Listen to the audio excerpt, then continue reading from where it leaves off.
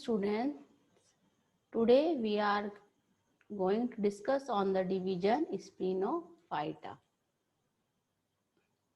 Division Spinophyta. This division Spinophyta is also known as Arthrophyta or Calamophyta. They appeared in the lower Devonian and flourished very abundantly during the late Paleozoic, but have now become almost extinct. The group with its greatest development in the Carboniferous periods, when giant tree forms were the dominant vegetations with the Lycophyta, the only living members of which are the horsetails, genus Equisetum. ये जो genus स्पिनोफाइटा है, इसे हम आर्थ्रोफाइटा और कैलेनोफाइटा भी कहते हैं। और ये जो हम जब से पहले जो अपीयर्ड हुए थे लोअर डिवोनियन में हुए थे, जो लोअर डिवोनियन पीरियड था उसके अंदर ये अपीयर्ड हुए थे और आराम से खूब अच्छे फ्लरिश हुए ये in the Palaeozoic period, but have now become almost, लेकिन अब ये मैक्सिमम जो इसके मेंबर्स हैं वो सारे विलुप्त हो चुके हैं। इसका जो मैक्सिमम डेवलपमेंट हुआ इस ग्रुप का हुआ वो कार्बोनिफेरस पीरियड्स में हुआ। इसके अंदर बहुत बड़े बड़े ट्री भी पाए गए थे उस समय, जो कि उस समय जो वेजिटेशन थी उसका एक बहुत प्रमुख भाग थे। इसके अभी सिर्फ एक ही जीनस बचा हुआ इक्विसिटम, और सारे जो इसके मेंबर्स हैं वो सारे विलुप्त हो चुके हैं। The distinguishing features of sphenophytes are, जिसके जो कैरेक्टरिस्टिक फीचर हैं जिससे कि हम इस डिवीजन के अंदर कौन से मेंबर्स रखते हैं वो इस प्रकार से हैं। Sporophyta has true roots and a perennial creeping rhizome supporting erect jointed stems bearing whorled leaves. अगर हम इसका जो स्पोरोफाइट देखते हैं तो उसके अंदर हम देखते हैं कि इसके अंदर ट्रू रूट्स पाई जाती है और उसके अंदर ये बहुवर्षीय है। पेरिनियल मीन्स बहुवर्षीय है। It lives many years.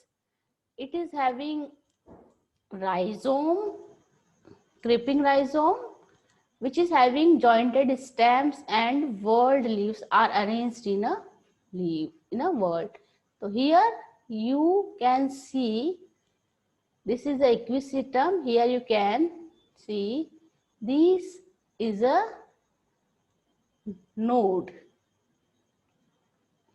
and this is node and this is internode. So here you can see the branches of stems arise in a whorl from this stem, and you here you can see the grooves and ridges. In these nodes you have seen the scale-like leaves, stems which are jointed with distinct nodes. So here you see the stems which are jointed by distinct nodes. They are green in color and they are longitudinally ribs, and they are photosynthetic in their function. So stem take parts in the photosynthesis because their leaves are reduced to scales, and the branches also arise in whorls from the nodes. तो यहाँ पे आप देखिए कि जो branches है, ये इसकी जो नोड है यहाँ से ब्रांचेस निकल रही है, और ये जॉइंट है, जुड़ाव देख रहे हैं आप कि जो स्टेम्स ऐसे लग रही है जॉइंट्स हों उसके अंदर, और इसमें ये जो जॉइंट्स है यहाँ पे इनको नोड कहते हैं। यहाँ पे लीव्स होती है जो कि बहुत ही स्केल लाइक्स होती है।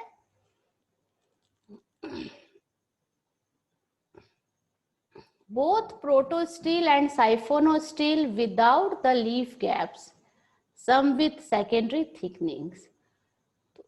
इस डिवीजन के अंदर दोनों ही प्रकार के स्टील पाए जाते हैं, प्रोटोस्टील एंड साइफोनोस्टील।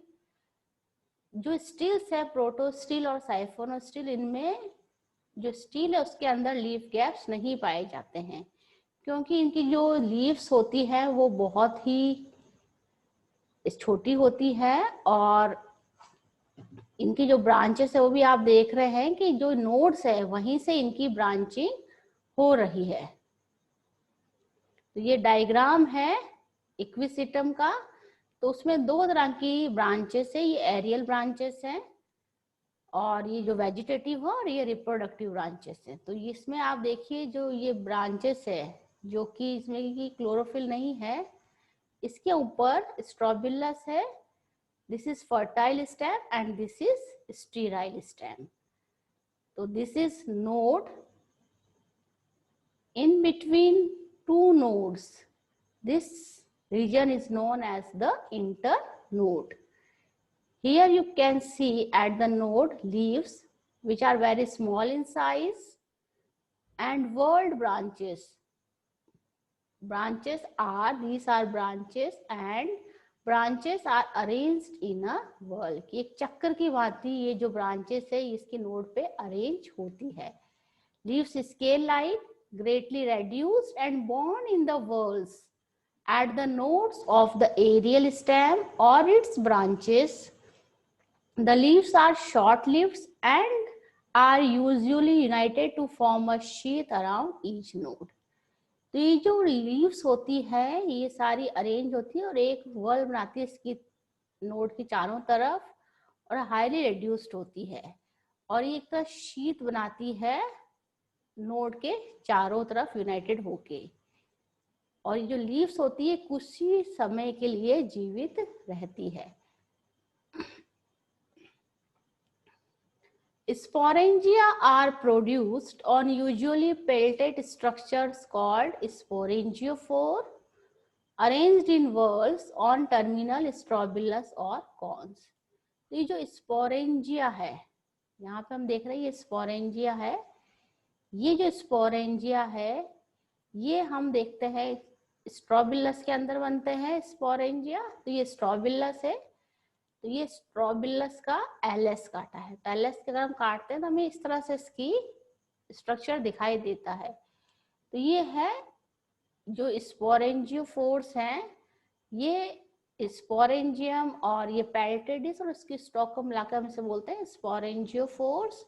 और जो स्पोरेंजियोफोर्स है उसके अंदर ये जो स्ट्रक्चर दिखाई दे रहा है इसे हम बोलते हैं पैल्टेडिस। इसकी दोनों तरफ स्पोरेंजियम लगे हुए हैं और इसके अंदर स्पोर्स बनते हैं।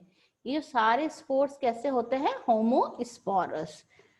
तो ये जो है इस डिश को बोलते हैं पेल्टेड डिश और इसको बोलते हैं स्पोरेंज। तो ये जो स्ट्रक्चर बनता है इस पूरे स्ट्रक्चर को हम बोलते हैं स्पोरेंजियोफोर्स। तो ये भी एक चक्र की भांति अरेंज होते हैं, arranged in whorls on terminal strobilus. और तो ये जो है ये अरेंज होके टर्मिनल स्ट्रोबिलस और कोन बनाते हैं। यहाँ पे आप देखिए इसकी बेस में एन्युलस दिखाई दे रही है। ये जो लीफ ये स्ट्रक्चर है annulus, this is the annulus. This is stalk of sporangiophore sporangium and these are spores. Mostly they are homosporous.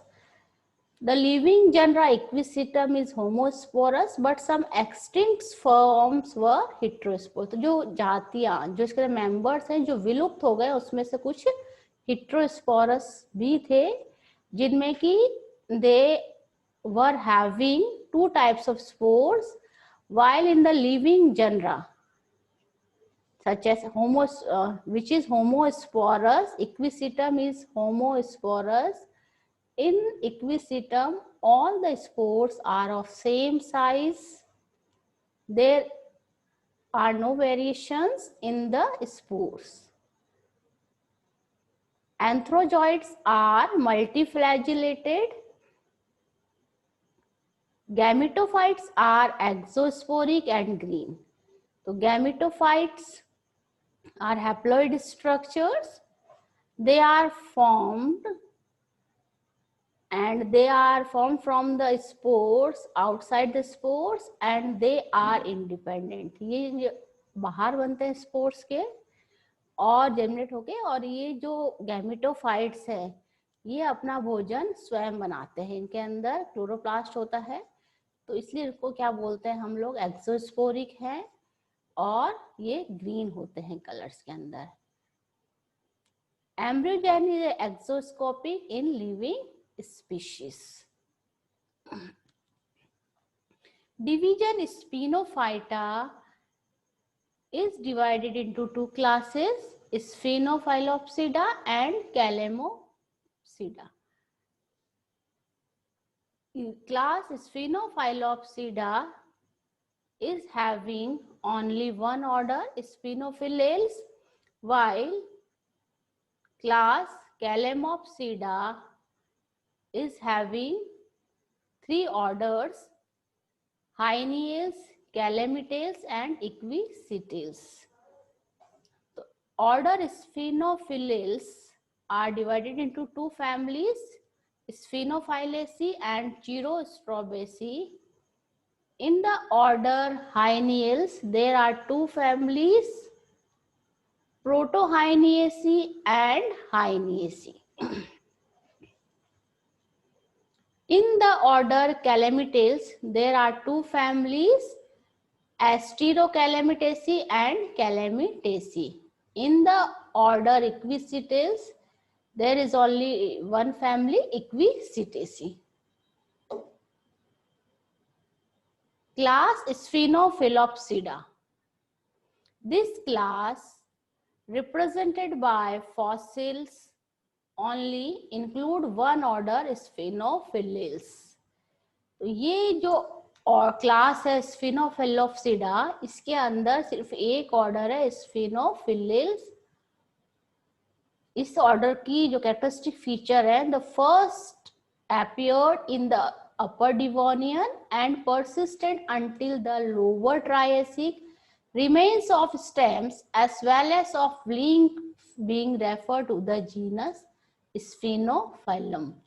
तो इस ये एपियर्ड हुआ था अपर डिवोनियन पीरियड के अंदर, और ये जब लोअर ट्रायसिक पीरियड था तब तक ये परसिस्ट कर रहा था। जो मीसोजोइक ईरा है उससे तक ये परसिस्ट कर रहा था, और उसके बाद में ये जो जीनस है इसका जो है मेनली जो स्टेम्स होती है वे डेलिकेट होती है। सेकेंडरी थिकनिंग्स वाज प्रेजेंट थी उनके अंदर। जो उस समय जो जीनस था स्फिनोफिलम, many species are known, all of which are characterized by the word arrangement of the leaves, usually in multiples of 3 at each node. तो जो भी हमें इसके फॉसिल्स मिले हैं, जो कि हमें मिले स्टेम्स के रूप में और लीव्स के रूप में, तो उसको हमने नाम दिया जीनस स्पिनोफाइलम। तो इसको जो है ये इसका बहुत डेलिकेट होता है। उसकी जो लीव्स हैं वो जो पाई गई मल्टीपल्स ऑफ 3 के मल्टीपल्स में पाई गई नोड के ऊपर, एक चक्र में एक के रूप में वो उस पे नोड से लगी हुई थी।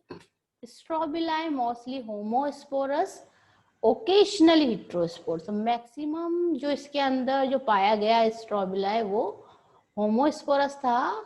बहुत ही रेयर केसेस में हेटेरोस्पोरस फॉसिल्स में जो ये पाया गया, ये हेटेरोस्पोरस मेंबर्स में कुछ पाए गए।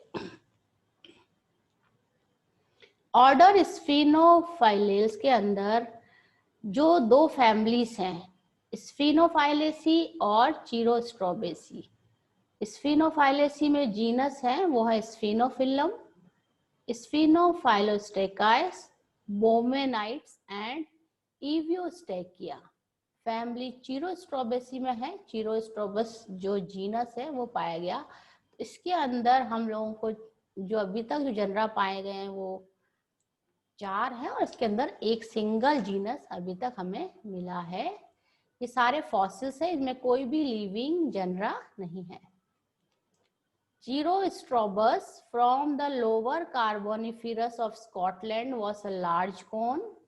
तो चीरो जो स्ट्रोबस है उसमें सिर्फ इसका कोन का जो स्ट्रोबिलस है उसको इन्होंने जीनस का नाम दिया चीरोस्ट्रोबस। वो 3.5 सेंटीमीटर अक्रॉस एंड हैड 36 स्पोरेंजियोफोर्स। तो उसके 36 स्पोरेंजियोफोर्स मिले in each word, subtended by the same number of bracts, each with bifurcated tips. Class Calamopsida. Class Calamopsida, it has three orders: Calamitales, Haineals and Equisetails. In the order Calamitales, ये जो order है इसके अंदर तीन जो class है कैलेमोप्सिडा, जो दूसरी क्लास है स्फिन डिवीजन स्फिनोफाइटा की, उसके अंदर हमें तीन ऑर्डर्स हैं, कैलेमिटेल्स, हाइनियल्स और इक्विसिटल्स। इनके जो ऑर्डर है कैलेमिटेल्स वो अपियर हुआ था अपर डिवोनियन पीरियड के अंदर, और मैक्सिमम जिसने ग्रोथ की ड्यूरिंग कार्बोनिफेरस पीरियड के अंदर, और डिसअपियर्ड हो गया इन द ट्रायसिक पीरियड। तो ऑर्डर इंक्लूड टू फैमिलीज, इसके अंदर टू फैमिलीज हैं। हम लोग देखते हैं, जैसे अगर हम बात करते हैं ऑर्डर कैलेमिटेल्स की, हम देखते हैं कि जो इरास हैं, पैलियोजोइक इरास से लेकर मेसोजोइक इरा तक ये आराम से वेल डेवलप हुए। कैलेमिटेल्स और फैमिली एस्टीरियो कैलेमिटेसिस के अंदर आती है। इसके अंदर जो जनरा है in the family asterocalamitaceae, there are two genera, Asteriocalamites and Archaeocalamites. The first representative to appear in the Upper Devonian were the tree-like plant Asteriocalamites. तो ये जो Asteriocalamitite ये ट्री थे, बड़े बड़े पेड़ थे, और उनके हमें स्टेम्स के रूप में, जो फॉसिल स्टेम कास्ट के रूप में हमें इसके फॉसिल्स मिले हैं।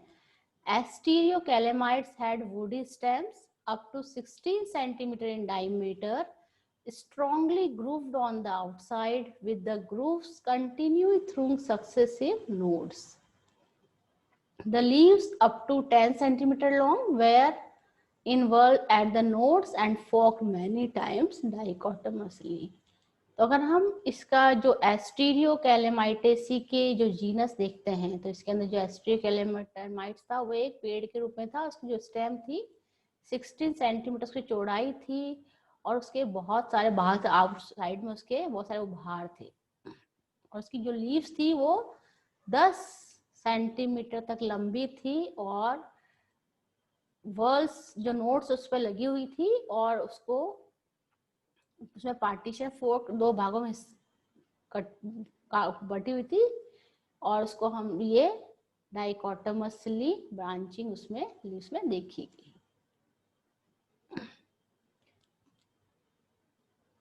जो क्लास कैलेमोप्सिडा है उसका फर्स्ट ऑर्डर है कैलेमिटेल्स। इसके अंदर जो फैमिली है कैलेमिटेसी सेकंड फैमिली, और इसकी जो जेनरास हैं वो हैं प्रोटोकैलेमाइट्स, कैलेमाइट्स, प्रोटोकैलेमोस्टेकाइस, एनुलेरिया, एस्टीरियोफाइलाइट्स, कैलेमोस्टेकाइस and पैलियोस्टैकिया।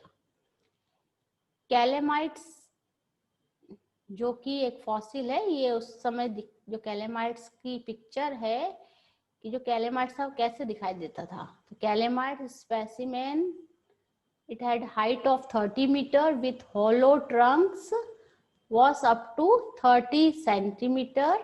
The generic name calamite should be applied only to pith casts of stems and branches. तो ये कैलेमाइट्स का पिक्चर है, ये हमें फॉसिल्स के रूप में ही मिलते हैं। ये सारे विलुप्त हो गए, अभी कोई भी इनका जीवित वंश नहीं है। और ये जो कैलेमाइटिस जो हमने दिया, इसको स्पेसिमेन को नाम दिया, वो इसकी जो पिथ कास्ट के रूप में जो स्टेम्स मिले हैं या ब्रांचेस मिली है, उनको हमने ये नाम कैलेमाइटिस दिया है। हाइनियल्स जो सेकंड ऑर्डर है क्लास कैलेमोप्सिडा है, वो है हाइनियल्स। इसके अंदर दो फैमिलीज है, प्रोटोहाइनियसी और हाइनियसी। तो जो प्रोटोहाइनियसी उसमें जीनस है सिंगल जीनस प्रोटोहाइनिया, और फैमिली हाइनियसी में दो जनरा है, हाइनिया एंड कैलेमोफाइटोन।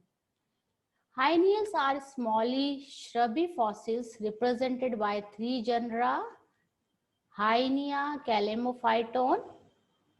जो ये जनरा है हाइनिया और कैलेमोफाइटोन, ये मिडिल डिवोनियन से प्राप्त हुए, और जो प्रोटोहाइनिया ये फ्लरिश करता था लोअर डिवोनियन का।